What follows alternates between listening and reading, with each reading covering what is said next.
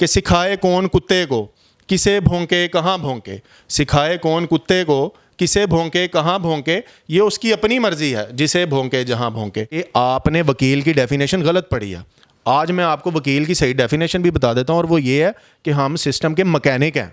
System میں جہاں کہیں آپ لوگ دھواں چھوڑیں گے وہاں ہم آپ کو گلی بھی فٹ کریں گے، اور جہاں آپ کا سسٹم خراب، آپ کا انجن خراب ہوگا، وہاں ہم آپ کی آئلنگ بھی کریں گے اور آپ کا پراپر ٹریٹمنٹ بھی کریں گے۔ تو وکیل بیسکلی مکینک ہے اس سسٹم کا۔ السلام علیکم جی، 143 نیوز ٹی وی میں خوش آمدید۔ میں ہوں آپ کا ہوسٹ رانا آفتاب۔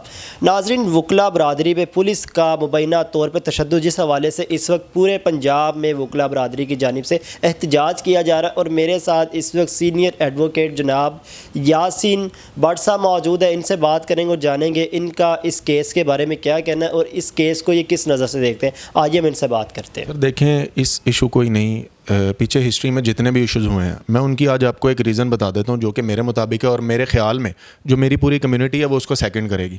جب ہم اس فیلڈ میں آئے آج سے 10 سال پہلے، تو ہمیں بتایا گیا کہ آپ کا اور اس ڈپارٹمنٹ کا جو کہ پنجاب پولیس ہے، آپ کا چولی اور دامن کا ساتھ ہے۔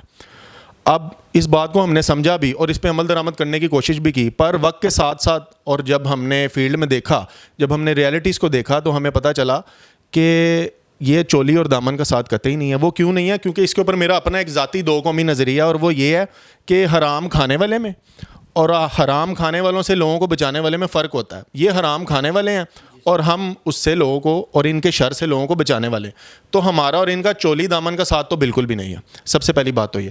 دوسرا یہ کہ ایک elected senior vice president مالٹون set کے اوپر جو ہمارے ہیں اپنا ضمیر جیڈو صاحب کے جو ایسوسیٹ ہیں کالو صاحب، وکاس کالو صاحب، اب بات یہ ہے کہ ایک سٹنگ نائب صدر کے اوپر پولیس کا اس طرح سے حملہ کرنا، یہ جسٹیفائڈ کسی کو بھی لگتا ہے اس سسٹم کے اندر؟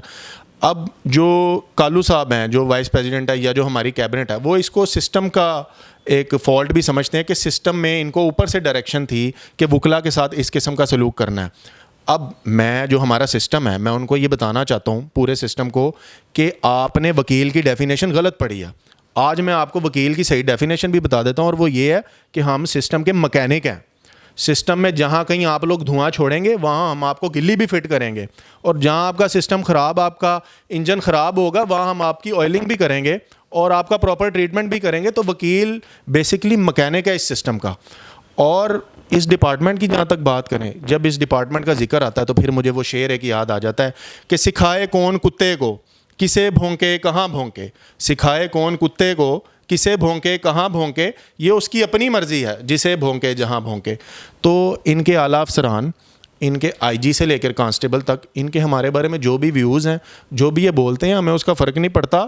ہاں، ہم نے میرٹ پر، ہم نے رول آف لاء کے لیے، ہم نے پرامن طریقے سے اپنا احتجاج ہمیشہ ریکارڈ کرواتے رہنا ہے، اور یہ ہمارا رائٹ ہے اور اسے ہمیں کوئی نہیں روک سکتا۔ اچھا سر جی، مجھے بتائیے کہ گزشتہ رات واقعہ کیا ہوا تھا؟ سر، واقعہ یہ ہوا تھا کہ ہمارے جو وی پی مالٹون ہیں اور ہمارے جو ممبر پنجاب بار کونسل ہیں، ان کو پولیس نے اللیگلی جو ہے وہ گرفتار کیا اور اپنی کسٹڈی میں رکھا 3 سے 4 گھنٹے، جس کا ان کے پاس کوئی جواز نہیں تھا۔ بعد میں ان کے ایک اے ایس پی ہیں، انہوں نے ایک جھوٹی انفارمیشن سرکولیٹ کی کہ ایک معاملہ ہوا تھا، ایک قبضہ چھڑوانا تھا اس کے لیے۔ اب دیکھیں، ہمارے جو وائس پریزیڈنٹ جو ہوتے ہیں اور جو ہمارے ممبر پنجاب بار ہیں، وہ اتنے بیوقوف نہیں ہیں کہ سنڈے والے دن جو ہیں وہ جا کر اس طرح سے قبضے چھڑوائیں۔